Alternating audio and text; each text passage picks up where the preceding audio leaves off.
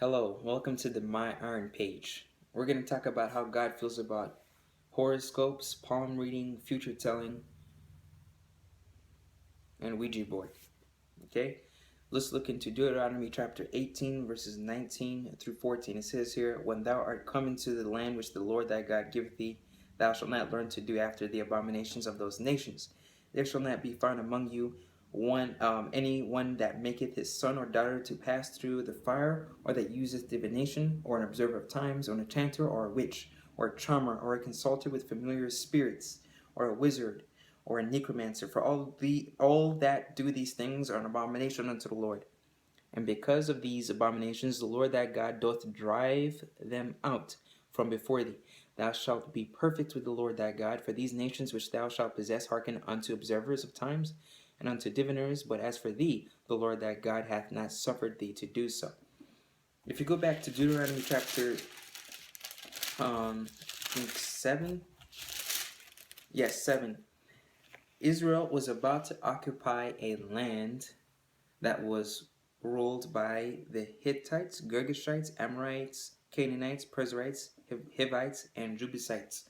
God didn't drive them out yet, but basically, what God was saying, hey, when you occupy this land that I give you, you ought not to do what the inhabitants of that land is doing. Okay, as I mentioned earlier, I'll just cut it down short. The Canaanites, they were making their babies pass through the fire. God said that's wickedness. You ought not to do that. Basically, they were sacrificing their babies to a god named Molech, a large iron statue with outstretched palms, where they'll lay the baby on the palms and fry them to death to Molech. Molech is actually another name for Nimrod, okay, which means to rebel. It was that idiot at the Tower of Babel. All right, this should not be okay. There were diviners. Okay, what is divination? The word divination means to practice or attempt to foretell the future. Okay, all right, or observer of times. Basically, the same thing. Or an enchanter or a witch. Enchantment or an enchanter is a person who uses magic or sorcery. Okay, or a charmer. A charmer is similar. Charmer is one who casts spells or uses magic. Consulter with familiar spirits. Basically, what that means, a consulter with familiar spirits, that's a person who seeks advice from the devil, from devils, demons. Okay, Saul did that in 1 Samuel 28:8. Okay, they were supposed to kill these inhabitants, these witches in the land, but they didn't. Saul didn't listen.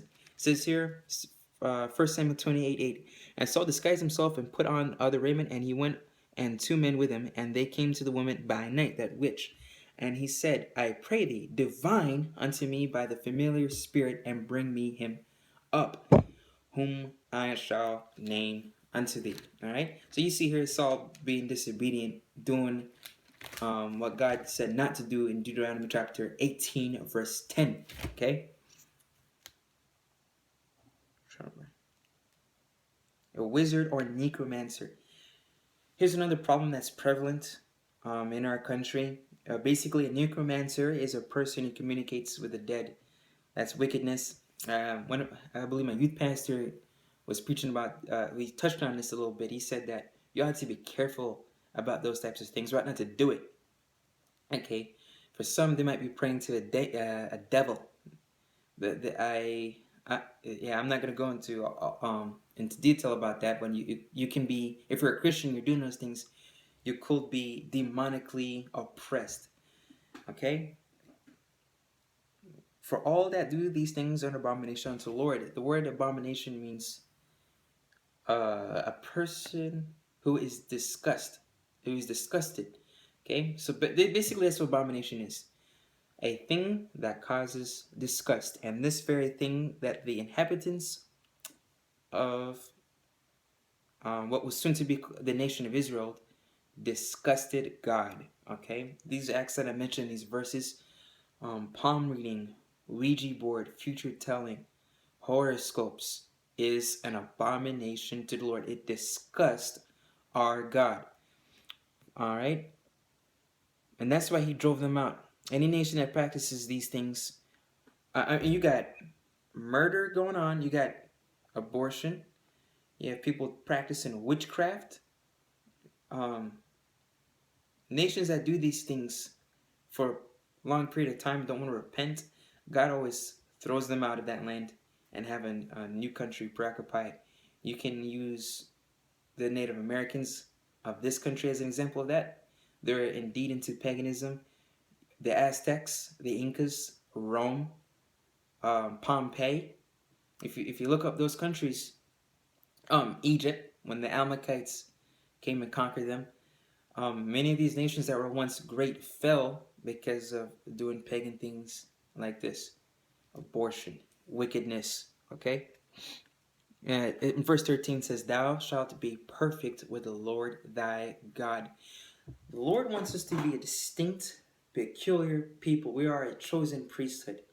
We ought not to be conformed to this world. Just because everyone is going crazy about Pokemon, Yu-Gi-Oh cards, um, um, Yu-Gi-Oh cards, palm reading, doesn't mean we can do that. Okay. Matter of fact, one of the gods in characters in Pokemon is a pagan cartoon that's made to look like Baphomet. If you don't know what Baphomet is, it's a demon worshipped by Masons. Okay.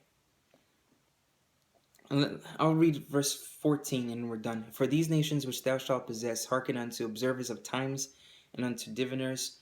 But as for thee, the Lord thy God hath not suffered thee to do so." That's a very strong statement there. The word suffered here means to permit. Okay? If we're bought with a price, we ought to do what God says. And God says right here that future telling divinations, talking to the dead, is an abomination unto him, and we ought not to do that. Okay, so we mentioned divination, observer of times, enchanter. Basically, a person uses magic and sorcery. It is not allowed by God. Thank you for watching My Iron. This concludes our lesson about pagan practices. Shall Christians do these things? No. All right, thank you. Have a nice day.